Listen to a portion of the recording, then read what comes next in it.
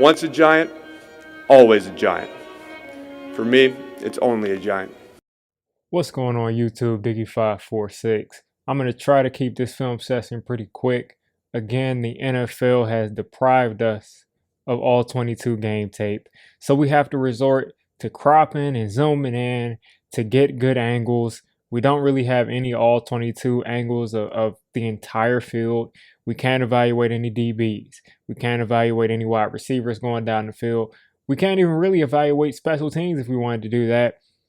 There's not much going on as far as the all 22 is. Hopefully Game Pass can bring all 22 back.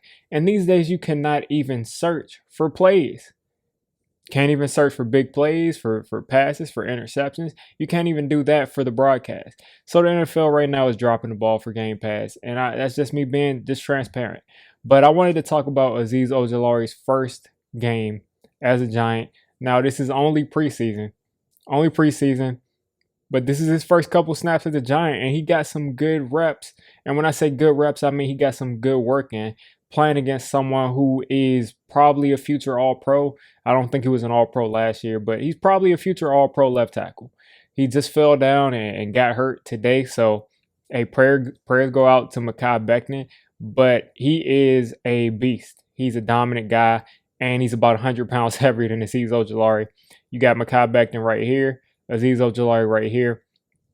And the thing is, Azeez, he learned a lot from this game. I know he had to, because he realized, first of all, when you're going against somebody this huge, you're not going to be able to convert speed to power. You're not going to be able to do much of anything against somebody that's this big of a human being. Azeez tries to go right into his chest. It doesn't work out. And you'll see him kind of change the way he goes about doing things as we go out throughout the game. But let's start off here. Azeez is pretty much in his sprinter stance, as if he's going to come around the corner. He realizes that it's a run, and at this point it's already too late. He's engaging with Becton, and this is exactly what you're supposed to do, people. You're supposed to stack.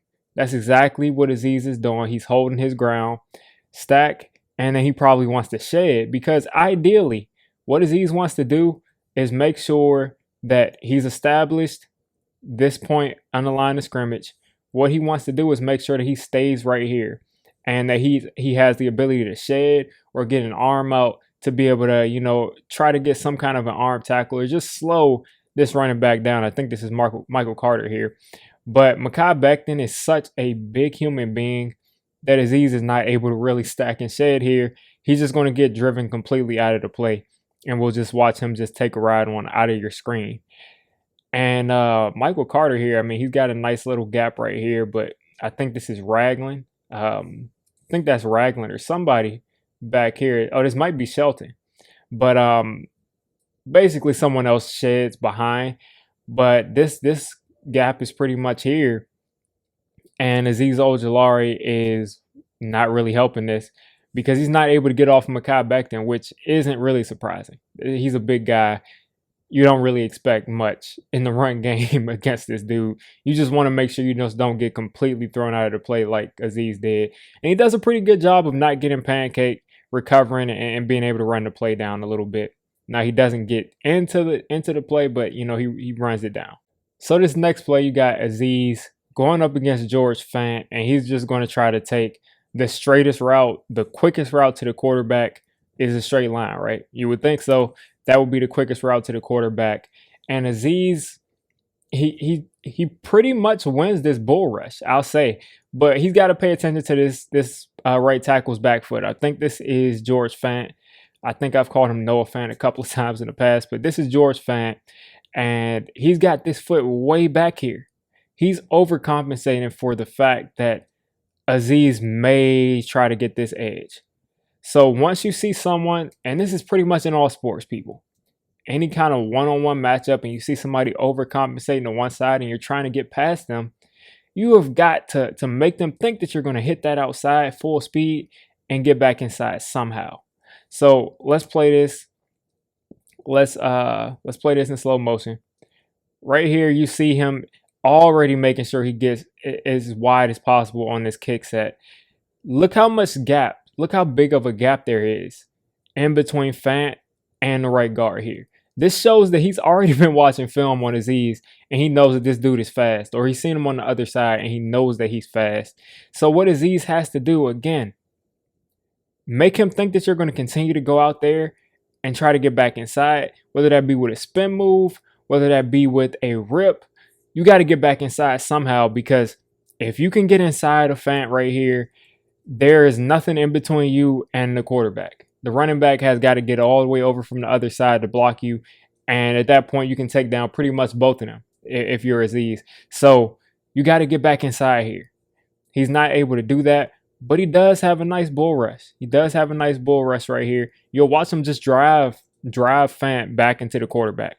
So that shows that he does have the ability to convert this speed. Watch him come off the ball here. He has the ability to convert this speed into some power.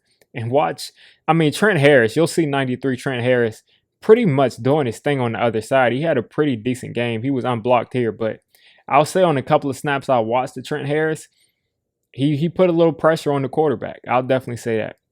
So Azeez on this play is doing something I pretty much already knew he could do. If anybody's seen my college breakdown of Azeez, he's always been a very, very disciplined defender. What you're going to see him here is come off the ball and hold fort. He's going to not take the bait. What this offense wants him to do is to shoot into the backfield, try to make some kind of a play. And that's not what he does.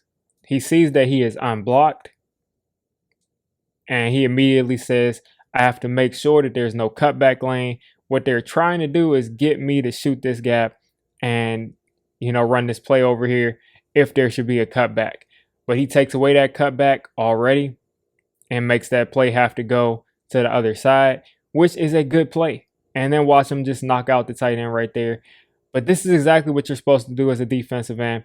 Make sure that you're being disciplined. Make sure that you're not shooting up the field, because if Azeez is gone up the field, Michael Carter can take this, cut this outside, and be gone down the right side or the left side of the field. And this is something we saw a lot with JPP. He would constantly shoot up the field, and no matter how great of a player he was, he gave up a lot of run plays because he just was not disciplined in that aspect. But Azeez, coming out of college, already has that kind of polish. So for this play, Azeez is going to come off of the football at 1,000 miles an hour, and what he's going to try to do is just bend the corner. And what you're going to see is, this is just basic. Listen, you got to be able to use your hands better than this. And this isn't really a knock on Azeez. This is just like him realizing what kind of players are in the NFL. So he's going to try to turn this corner. Let's play this slowly. First of all, you just watch him come off the line of scrimmage. Quick. And at this point, you're probably a little bit too high to be able to get any kind of power game going against Mekhi Becton. But that's fine. He's trying to set up a kind of a chop move, and you see him jump to do it. You see Aaron Donald do this. You see a couple of guys in the league do this successfully. But the thing is, look at Becton's hands. He's fighting with the hands, and he does not let him get underneath of his, he wants to get underneath that shoulder pad and get past Becton. But Becton just fights with the hands, gets his hands off of him, doesn't let him around him, and also has the athleticism to slide his feet and carry him all the way up the field. So not necessarily anything bad that Azeez did, but Becton, just another great rep, which is, again, good that he got to play against somebody as good as Becton. So for this next play, this is pretty similar. He doesn't really try to use a move here. Azeez is very used to being able to just beat someone off the snap and then just go and get the quarterback. When you're playing against Becton, you can come off the snap as fast as you possibly can. Look how further Azeez is pretty much a full step ahead of Trent Harris on the other side. And doesn't really matter. Becton is ready. He's got hands on him. He's just riding him up the field because he's not showing any kind of other move. Azeez tries that slap chop again, and it doesn't really work. But he's got to figure out some kind of spin move, maybe a fake slap and a spin, because if Azeez is able to spin, come back inside, that is a great rep. But he doesn't have that in his move yet, doesn't have that in his arsenal, and he just gets carried up the field. And teams will start to do this. If they realize that he's only going to attack the outside, but I have a feeling that he'll start to try to switch back to get a move right around here so he doesn't get caught up like this. All right, so for this next play, you got Azeez here again, and he is at the top of your screen, obviously at that same linebacker spot against Mekhi Becton. And this is his best play. After this play, they pulled him out, and you're just going to see him try to attack one side of Becton, which is something that he figured out. You're not going to be able to go through Becton's chest. You got to find one side, and he's able to do this. So not really much to talk about here. He attacks the left side of Becton, lets him pretty much push him out of the way, doesn't fight it, keeps his balance, sheds that block, and then goes and makes a nice tackle. And that's his first play as a Giant. That's his first, tackle for 1 yard, tackle for no gain that he made as a Giant. And it just shows that he was able to learn throughout this game how to deal with someone that's this big of a person. And he makes a nice play. So you guys let me know what you think of Azeez Ojulari's first week out. I think he did some good things. I think he struggled at points, but he played against some pretty good competition. I think the Jets have 2 solid tackles. But again, you guys let me know what you think of Azeez Ojulari. If you made it this deep into the video, come on, just hit the subscribe button. I make Giants content primarily, draft content secondarily, and during the season, I'm going to be doing a lot of reacting to pretty much most of the NFL games and everything NFL. So if you made it this deep, go ahead and join the D6 squad.